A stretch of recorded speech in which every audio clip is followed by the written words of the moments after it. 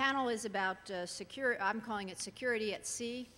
How much can we afford? We know that we need security in all of the information operations that are going on, but obviously with the budget cuts, the deep budget cuts, draconian I suppose is not even too strong a word, that has to be balanced and weighed. And you're going to hear today from some real experts, bringing all different perspectives from their different services. It's my honor, really, and pleasure to introduce the panel moderator, who is Army retired Lieutenant General Pete Cuviello. General Cuviello retired as the Army 6, as the Army Chief Information Officer, and even now at Deloitte, where he is working on that now with network-enabled operation support initiatives, and he looks across all the services. He's a great friend of AFCEA, great friend of the Naval Institute. We've been, part of our partnership has been that we've been able to introduce some of these non-sea service folks to the Institute and the kinds of great deep dialogue that they have. And every other one of the folks on the panel is as well a good friend to both organizations. So I invite you now to listen and to remember that your responsibility as we go out to the technology reception afterwards is to talk to these guys and really help them out with the challenges that they're facing in their services. General Cuviello. Thank you, Becky. Jay Hua. I know a lot of you don't know what that means, but that's a joint yell, okay? I mean, I am so ingrained in the Naval Institute that the main man, Vice Admiral retired Pete Daly, you are here somewhere, right? He was here. We go to the same hospital together. So we just met up again and said, oh, yeah, I just saw you 2 weeks ago in the hospital. We were just getting checked up. Talking about really what I believe security versus, you know, how much does it cost is all about risk, okay? There's a risk management aspect of dealing with bits and bytes that CIOs and IT folks deal with. And you have to make a decision, you know, at the risk level, what to do with people, with processes, with technologies, with governance. So there's a lot of things to look at when you're deciding, you know, what's good and what's not. Mobility.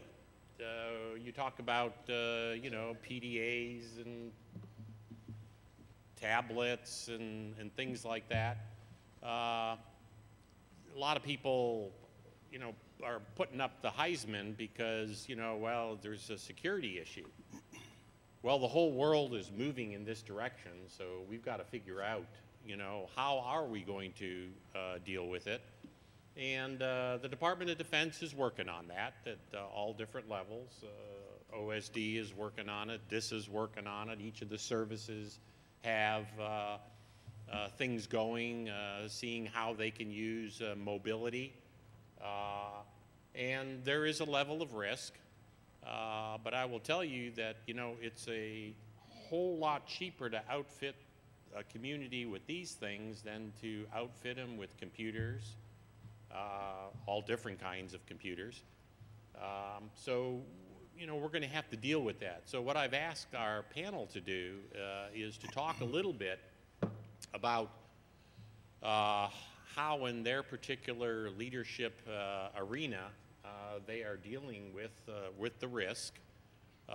And in these days of waning budgets, I mean, we know there's X amount that is waning, and there's a whole lot more that's out there that we don't even want to talk about or deal with because it's pretty ominous.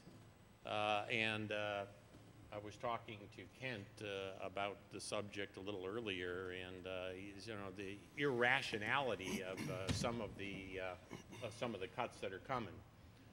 But needless to say, at sea, both afloat and also back on shore, there are issues that people have to deal with. So I'm going to leave it for that, because what I want to do is get on to the panel discussions. They're going to talk for about 3 to 5 minutes, and you know, I wasn't sure what this was up here to tell me what time it was, but it's to make sure that they know how long they're talking. It's a clock, if you can't see it. That's right in my face. But let's go down the line. So Mr. Terry Halverson is the Department of the Navy CIO. So he has a responsibility. I call it policy, procedures, and sometimes, and I put myself in this, but a ways back, some pontification that has to be done for folks to get their arms around all the different pieces of IT. And you've all got bios, so I'm not going to run through bios, okay? But needless to say, they didn't get to the positions they are by not knowing what it is that they're doing today. Next is Rear Admiral Pat Brady, and he is the SPAWAR commander. And as you well know, I'm not telling, maybe I'm telling a couple out there that that's the systems command that engineers, buys, and installs all the IT that the Navy has out there. And then next is Brigadier General Kevin Nally, and he is the Director of Command, Control, Communications, and Computers, C4, CIO of the Marine Corps, and Deputy Don CIO, and the Deputy to Marine Forces Cyber. And he's really the guy that sort of runs MAR4 Cyber since the 3-star wears 5 hats. So Kevin watches over that. And then Rear Admiral Bob Day, who is the C4, Command, Control, Communications, and Computers Director of the Coast Guard, the CIO of the Coast Guard, and also the Director of the Coast Guard Cyber Command.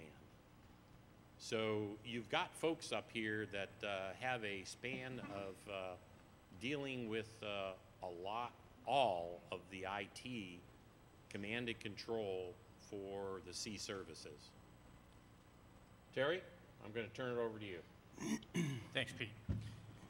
You know, one of the things you learn if you speak a lot is start stealing from really good speakers. So for those of you who had a chance to hear Admiral Mullen talk yesterday, he talked about balance. And while Pete talks about risk, it's risk in context of balance for security that you have to look at.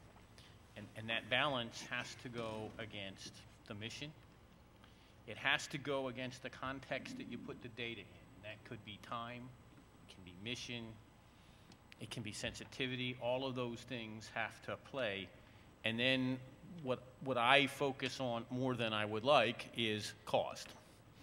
It has to be balanced against the cost. You can, and some people don't like you say it this way, but you can buy too much security. And that means you're spending resources that you could spend on other things like bullets. And it is sometimes that simple. So as we talk about the afloat environment, I don't want to limit it to that. I think we can talk broader than that. You've got all the experts here that can do that. We've got to figure out how we balance the risk, the cost, the other pieces of data context together. And that means employing different ways to get to our security environment. And maybe what it most means is being able to be agile in your security environment. There are times you're going to want a higher level of security on the same data, and times that you're going to require less security. There's a timeliness element about data that as I get closer to when I'm actually executing it, In some cases, the security I need on it becomes less. Other cases, as I get closer to execution, the security becomes higher. A very simplistic example of security risk and balance where we almost got it wrong. We use today in the field at the squad level, you have radios where, I could yell to Kevin and Pat, duck, and they would duck. We had a program at one time where we were going to encrypt that.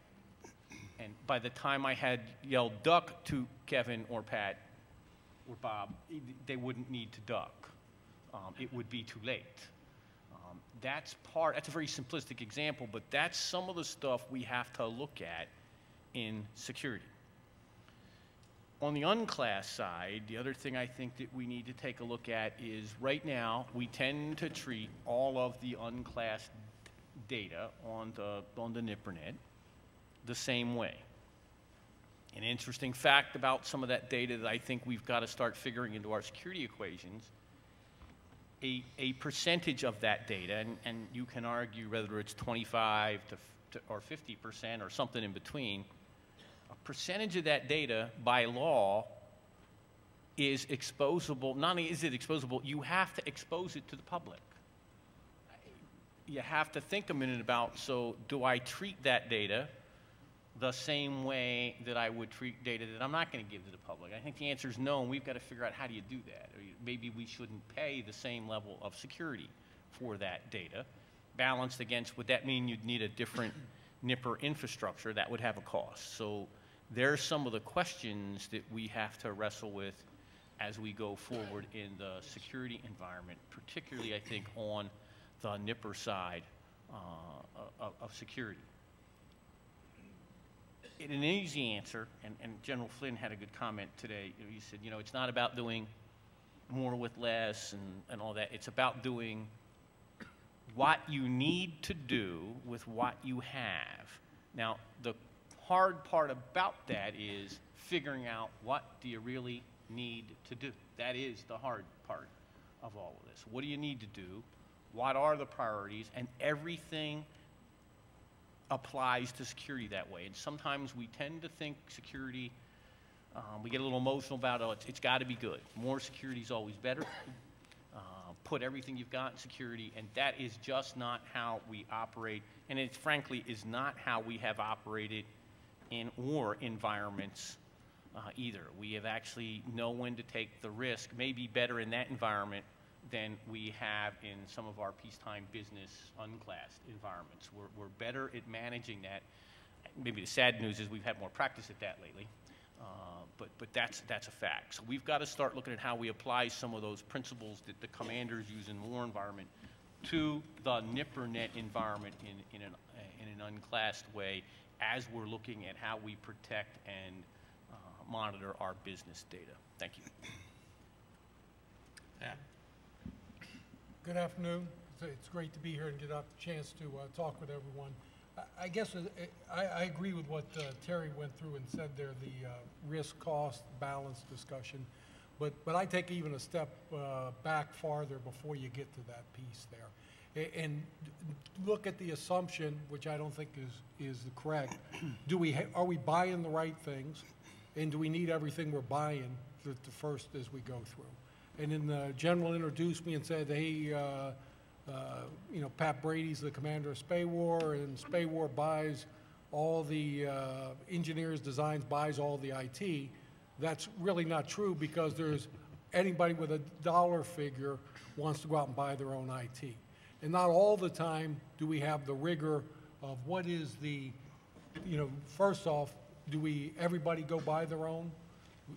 What is the architecture we want to buy into, and what protection and security do we need as we go through? So I kind of take a step back. So as I look at it, just like a family that the money's income comes down to what's coming into your family, it doesn't mean everybody starves. It means you start cutting out the things you don't need and focus on feeding what's important as you go through.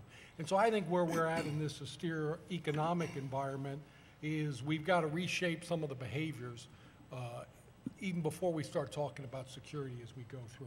We got to move away from this consumption mindset where everybody's incentivized to spend their money and at times to work in a stovepipe where if I'm building a platform, maybe I want to build all the systems on that platform, vice reach out to another PEO that does the C4I business or that other technical authority that works in the security and C4I business as we go through. So we have to look at it. And I think that's one thing that we have to recognize people and reward people who break that mindset, to look at those are the ones we're giving the right jobs and the promotions to as we look at.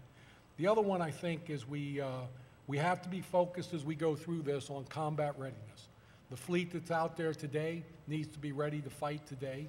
So we've got to be looking at what's through on that. And as we make future decisions, we got to make sure we don't misshape the force so that it's no good for us as we go in there. But I think the key in this thing here is who gets to make the decision and control the appetite of where we go. And I think this is where we, just like in your own house, if money's getting tight, I'm not going to give my daughter and my son access to the checkbook. I'm controlling it at me and my wife's level. We need to start elevating the real high discussions on some of these information technology decisions to the individual who gets choice on what security we need, what systems we need, is the CNO, and not just that everybody down below that has control can move over. So I think you got to address some of those so that you free up some funds so that you can then go look at that. I think as we go forward, you know, we're going to be focusing on the, as we look at determining what that is, and then how can we afford what we have to do. I think from the acquisition side, looking at three key variables that we talk about. Number one's the capability and what exactly was required and how exactly are we meeting that capability as we go through. And we've got to be very rigorous in that discussion. Affordability, in this case here, as we go out to do that, not only are we buying the right things, or is it the right contracting strategy or the right incentives to go through? Are there ways that we can sustain competition throughout the life of this effort as we go through on there? And the other one is schedule. We got to make sure if we say we're going to do something that's important for the security, and I'll take example of things like we start consolidating data centers as we go through. There has to be a rigorous, very ugly drumbeat that's painful for people. It has to go through, we know what's supposed to get done this week. Did it get done this week? Who's the accountable individual? Who's resisting me being able to do this week? And who do I have to elevate that information to so I can overcome that? If you look at some of the successful things that we've done, I think in the information technology area, whether it be last year's host-based security system install, where we installed on 360 or 346 ships in about an 8-month period, that was a weekly drumbeat to the CNO. If you look at the data center consolidation, that's a weekly drumbeat, Secretary Stackley and the CNO, so that you can stay on and make those steps and make sure that there's not a lot of folks that say, yeah, I don't really want to play in these discussions as we go. But so I think capability, affordability, and the schedule is the key as we move forward. Kevin. Well, good afternoon. First off, I don't agree with anything anybody said so far. Okay, I just seen if everybody's awake. But hey, a public announcement. Becky Nolan, who really does a whole lot of wonderful things for AFCEA, I want to personally thank you for what you do for AFCEA and the event last night, playing the Wounded Warriors softball team at the Petco field was just a really significant emotional experience in my life that I will never forget. And Becky, I have to thank you for organizing that. It was extremely professionally done. They had our names on the lockers, jerseys. It was terrific. But a funny story on that, and then I'll get to the IT stuff. That's boring. Is a couple weeks ago, I'd signed up for this about 6 months ago, and a couple weeks ago, I found out I have to have knee surgery. So I called Becky and I said, hey, I got to have knee surgery. I got to bail out. And she said, well, when's your surgery scheduled for? And I said, well, it's not yet. And she said, you're frickin' playing. So just like a true coach, you go getting paid, you got to get out there and do it. All right, on a serious note, try and be serious. Risk for us, it's a commander's decision. It's not my decision. My job is to make sure that the commanders are aware of what the risks are, what the, are they aware of it? How do we promote that risk? I mean, in terms of how do we get that information out to our forces, train and educate them. So it's a commander's decision to accept or not to accept that risk, and then to understand what the second, third order effects are.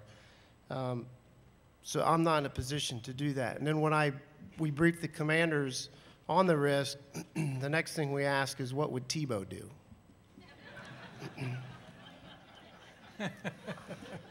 So then, after Tebow gives us an answer, we figure out how much money we have, what kind of resources we have, what is the mission at hand, what's the process to get there, what's the strength, weaknesses, opportunities, what is the real threat, and once we make a decision, what's the second, third order effects. So what can we do with the money we have is the resource, is the environment that we're in for the next 5 to 10 years. And then once we understand that and accept that, we figure out where the gaps are, figure out what the risks are, and we go on from there. And with that, I'm going to turn it over to my capstone mate. Thanks, Kevin.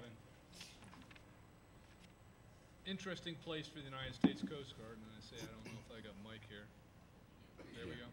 Okay. Is that I have to step across this entire quandary, this entire spectrum, particularly if you look at where we work with the federal, state, local, and even the private industries. The security piece becomes a critical element for me. And right now, I'm probably in not the greatest stead with my DOD brethren, as I am pushing the envelope on some of these things, because I need it in a day-to-day operation to leverage the capabilities, particularly of devices like this, and figure out what's the way forward. And we're jointly going to do that. And again, we're working in a partnership across DOD, and including my brethren over at DHS, and to try and figure this out. And we need industry help here. But I don't need industry help that's a proprietary industry help. I don't need this box to become a $4,000 box, because in this entire time of the budgets we're looking at, I need to be able to buy it as a commodity that it is, and leverage a seamless framework that we can all agree upon. And we've done some stuff. As I say, Admiral Brand is glad that you mentioned HBSS. That was a decision corporately across DOD, and we're starting to leverage that capability to see things that we had never seen before on our networks, and having the ability to be able to go ahead and start taking actions on computer system. There we go. That we wouldn't have had the ability to before. Little thing called device control module. I mean, how long has it been since we know not to stick USB devices into our computers, particularly on the DoD side? And how many are still doing it today because they think plugging in their Droid phone just to charge it isn't sticking a USB device in? So we are starting to leverage these capabilities, but the key challenge that I have out there right now is I need industry to help us, and it can't be proprietary, and it needs to be able to scale across multiple different platforms. And then jointly together, we will be able to work the issues. We can't have, a 2-year cycle to build STIGs necessary to roll the devices, particularly these consumerized devices, out there. We need to be able to do this in a much less time frame. And these are the discussions that my partners and I are having. So there is a definite push, and there is definitely going to be an impact because of the budget reductions, but we're going to have to figure out how to overcome them. Okay, we're going to open it up for questions now.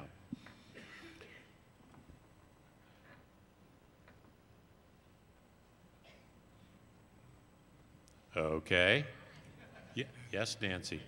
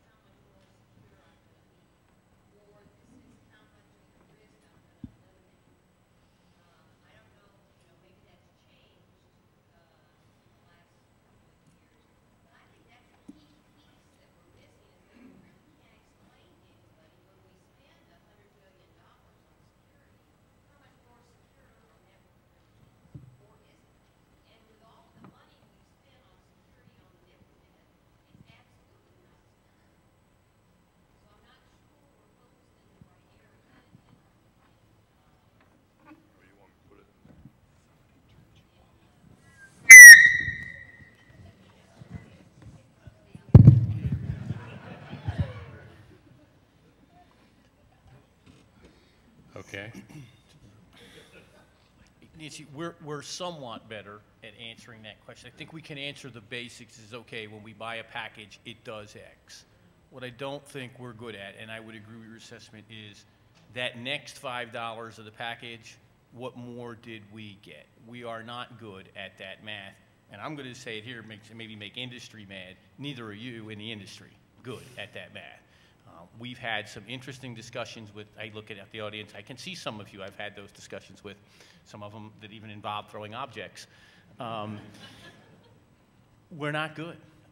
We're not good at asking that question all the time, and I haven't seen industry very good at answering the question that says, when you buy that next $5 after you get the basic package, what am I really getting?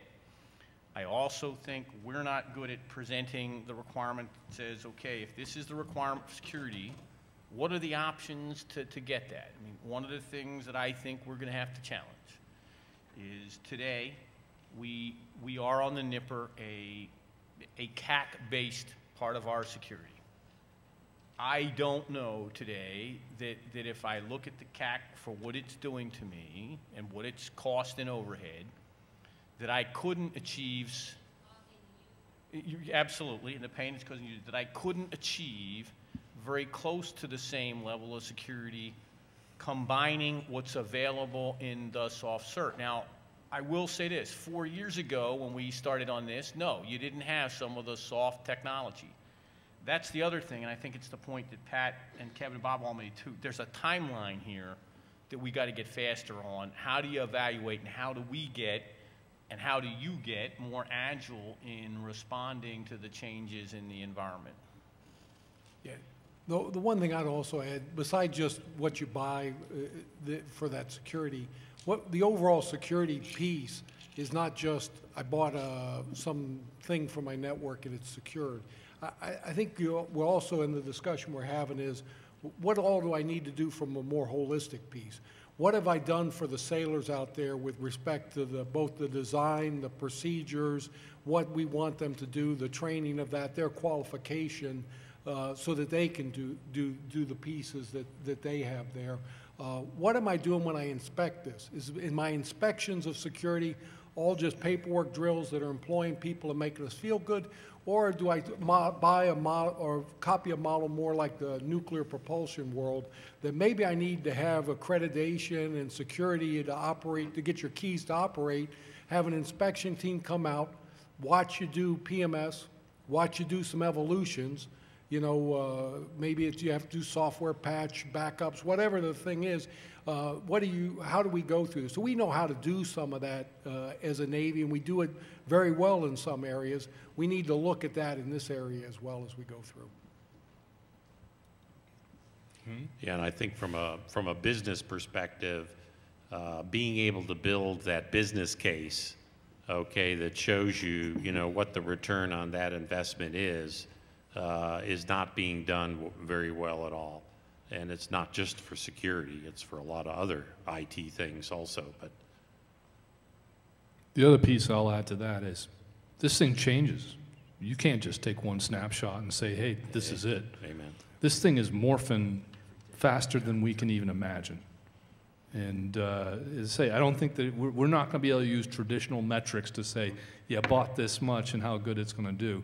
And not only that, the speed of cycle in terms of development is going to have to be, it's going to have to do it itself. Listen to General Alexander. He's going to tell you it's going to be done at machine speed because that's how much morphing is happening, particularly in the threat vector. So this is a new world, and we're going to have to figure this one out.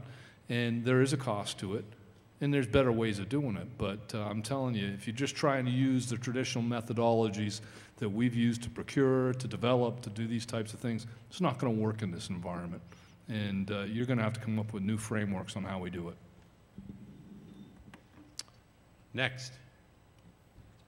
Yeah, thank you. It seems to me, aren't there a few technologies out there that you could just say would take care of like 50, 60, 70% of what the problems are out there? And I'll just use one example. I mean, you want to know who's getting on your systems. You want to know what devices are using to get on your systems, whether they be a weapon system or any of your intel systems.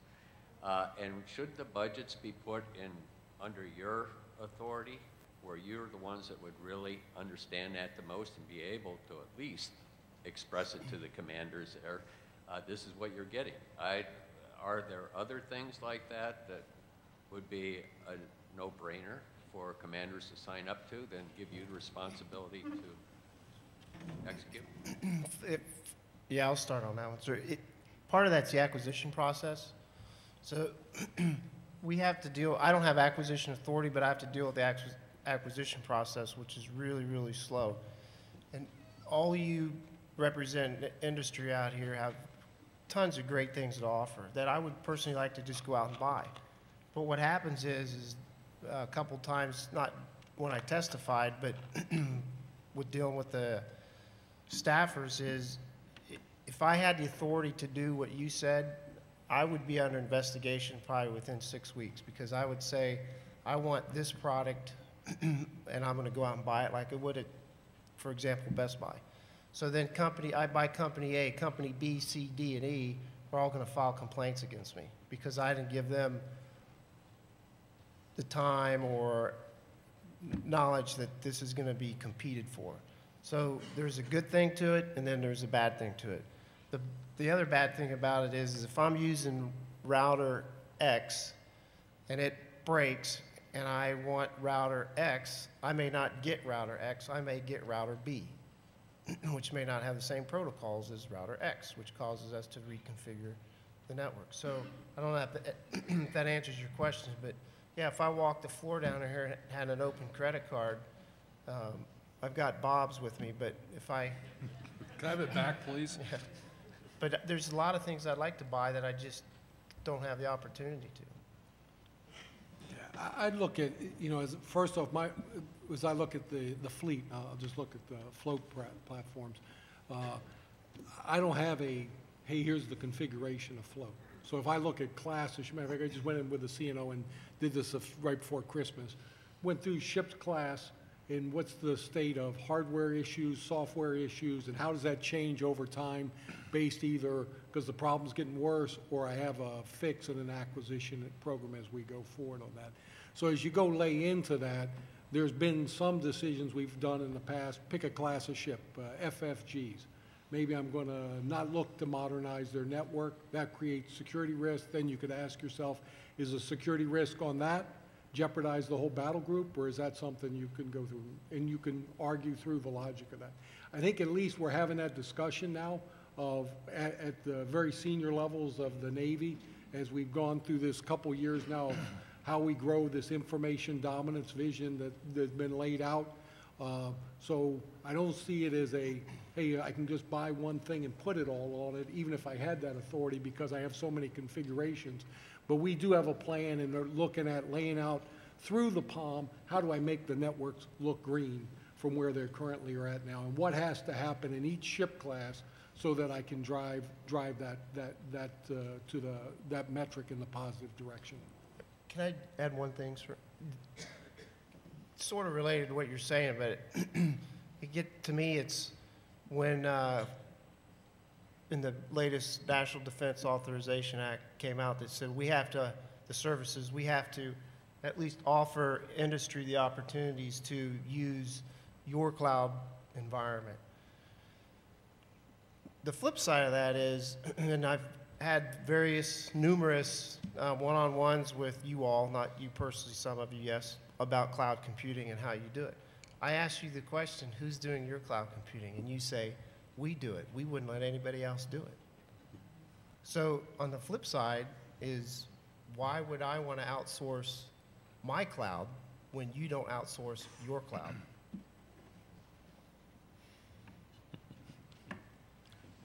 Good afternoon, Pete Schmitz from Intel Corporation. I hear about the focus that you're putting on agility and cost.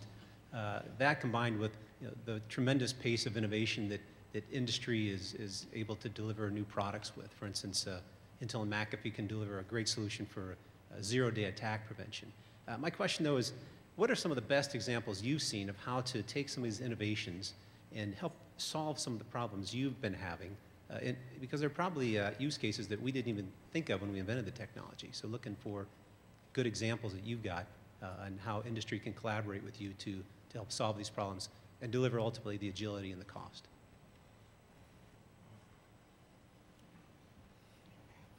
So I'll give you an example. So I'll take one in where I'd look at a paradigm in the acquisition that's was a great change, and I think has, if you look at what Jerry Burroughs is doing in PEOC4I, he's done some similar things in his end, but it'll pick a non-IT system. So I take a look at submarine sonars, if you look history-wise on that.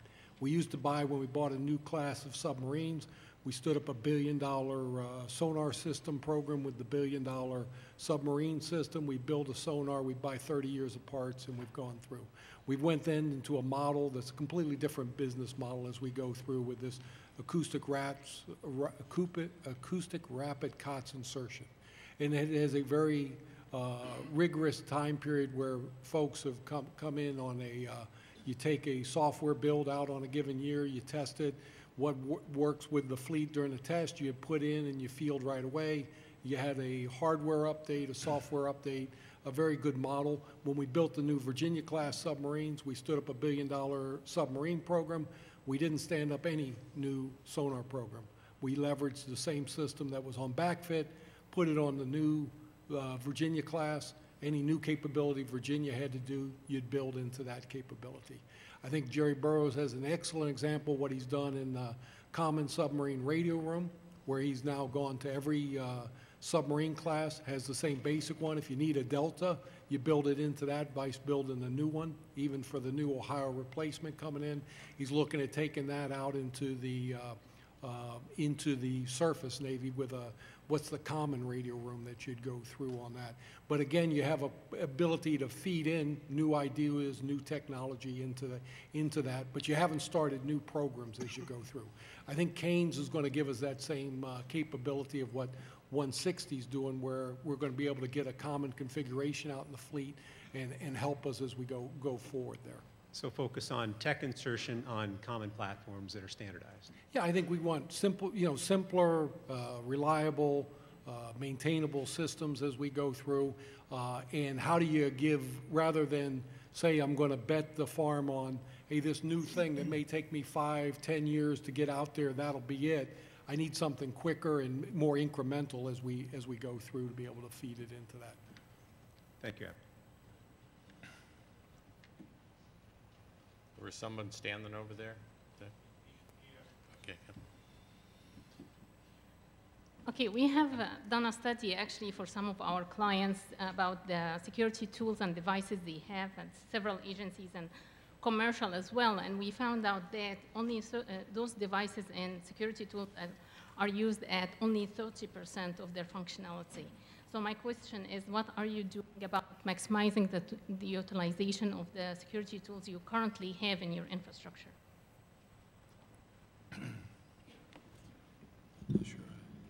I'll start out with that one. Again, you're right.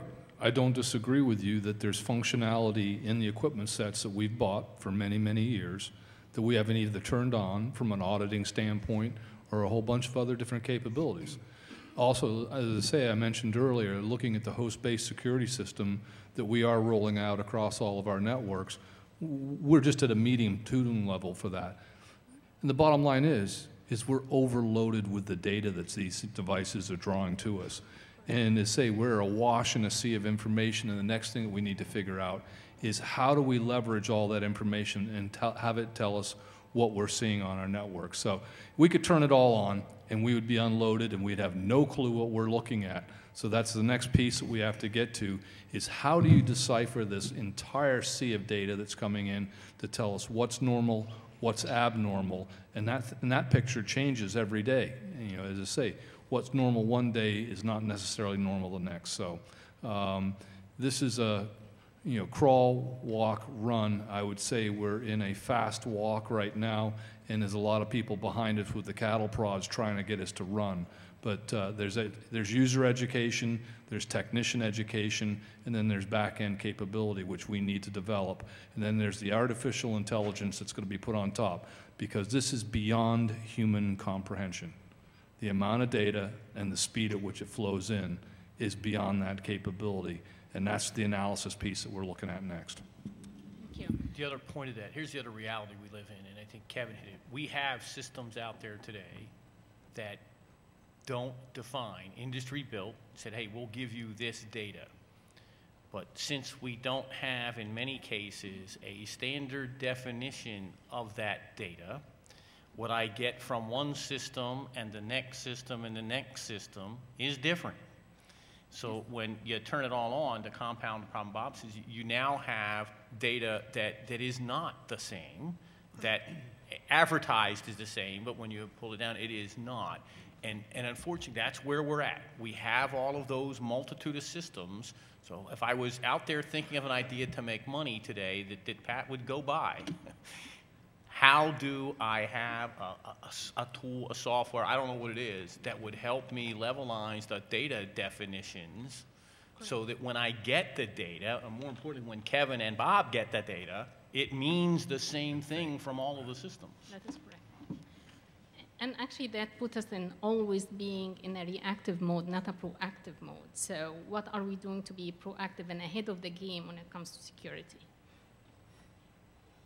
Well, I think that's what everybody here has just said. I mean, we're trying to get some standard definitions in security. We're trying to simplify, everybody here is trying to simplify their network complexities so that we have, you know, in a simple analogy, we have less gates to defend.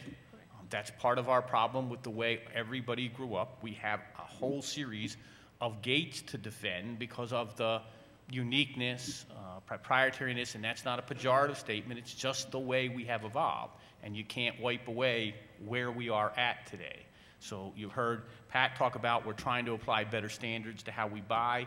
Kevin talked about how we centralize some of the control of what we buy, educate the commanders, because it is, in the end, their decision in the warfare area is how do we execute that? What do we mitigate around that? Some of the mitigations are painful, but they're what we have to do today. Thank you. Good afternoon, Mitch Rios, retired Marine. Great discussion on IT and security. One of my concerns is what happens when we rely too much on that IT, and how do we mitigate the risk of a contested, congested EMS environment? How do we operate through that, et cetera, with making sure that our IT systems are not only secure, but we have alternate systems to adjust for a near-peer competitor? Well, I'll start that one out because I'm living it every day. Coast Guard in the last 5 years have moved their entire command and control system, particularly our search and rescue system called Rescue 21, to an IP-based system. And we've even put denial of service attacks on ourselves. And yet, have we taken the time to sit down and write the contingency plans? And they weren't done into detail. That's the problem. Again, this stuff, the consumerization of the technology that once we were the bastions to hold of, is I can go down to Best Buy and buy it. And I could care less what goes on in the background. So it's a matter of educating the operational commander that you do have to have a contingency plan in your background and go back to operate the way that we did before we had these capabilities. Because it's going to happen. Right. Whether it's a cut cable, a cut OC52 somewhere, or it's the fact that we are going to make a decision from a cyber perspective that we are going to turn ourselves down so the first wave of the attack goes by us and then turn back up on after it's gone through. And these are some areas that need additional work, and we're working with our operational commanders to say, you got to think about how you work in the degraded environment. Who can come back up on an HF radio again? Right. A couple things. One, you're not a retired Marine. You're just not on active duty anymore. I'm with you. So we can recall you at any time. Tell the VA that. Yeah. Maybe later tonight. Tonight. I had something serious to say. Let me think what it was. Sorry. Oh. Sort of related to that, you've all seen in the open press about General Alexander's comments about moving everything to a cloud virtualized VDI environment for all the services because he can't operate and defend. He doesn't know what's out there, and you can't defend or operate if you don't know what you don't have. So being on the working group, this is for industry's situational awareness. We're moving to from a net-centric environment to a data-centric environment. So, but yes, to build in resiliency plans with that as well is what we're looking at, is just how do we do that?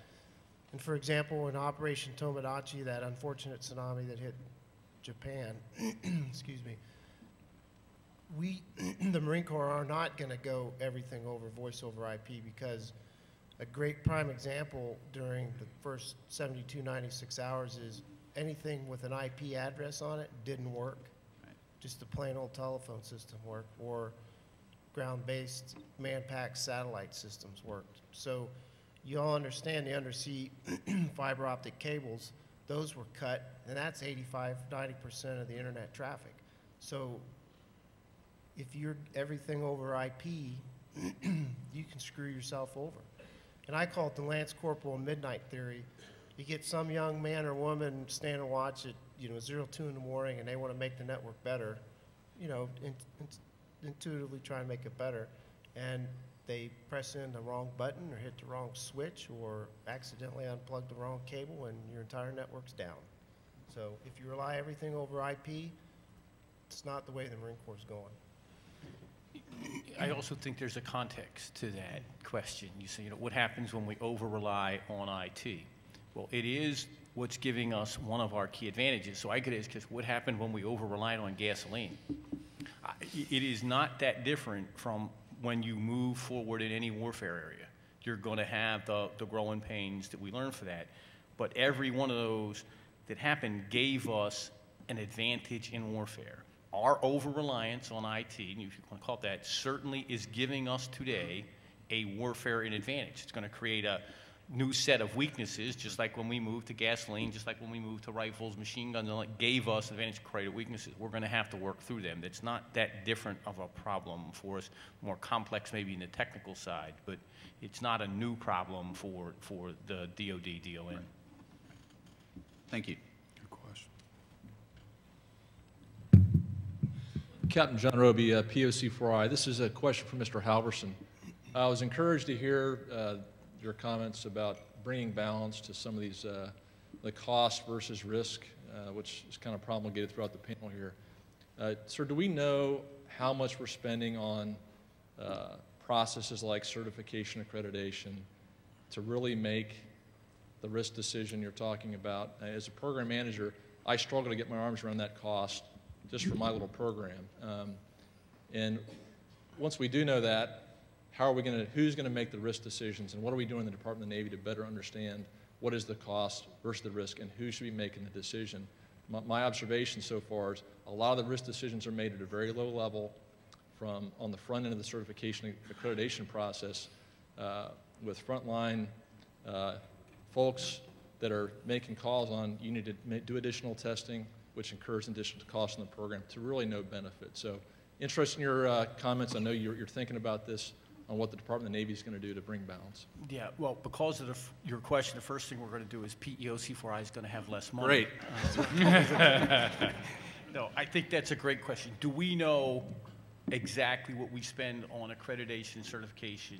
We don't. Here's what we know. It's growing every day, and we've got to get some more data on that. We've talked with Pat, we've talked with Kevin. We're going to have some discussions on that shortly, but how do we capture the cost, better understand them? And then, yeah, then we've got to make some decisions. And I think this is an area where we don't have the risk balance right. We had a discussion on I'm not going to go into what specific program, but just last week where we were testing software, and the conclusion was it had to be tested in every environment to the same level. And software is software. It tends to perform in the environments the same way. And I'll talk about physical environments. So part of what we're looking at now is, do we go say, wait a minute, if you've tested the software across a wide variety of environments, do you really need to test each environment, to the same level hours of testing? I think the answer to that's got to be no. Hardware makes it a little different because that will perform differently in different environments. But if we have like environments, the software is the same. Can we address that better? And I think the answer is yes. Can we take a look at who does the testing? I am very much trying to move with Kevin's help, probably more than anybody else at the table, because how do we look at and standardize how we test so that, frankly, when Kevin tests something, he tests it and it's good for the entire Don. He signs off, that's where we're at. Someday we'll get where even we'll let Bob test stuff, and he can sign off. But we've got to move to that environment. The thing I do know from the data I've seen, can't afford the current process that we're doing. Yes, sir. Thank you.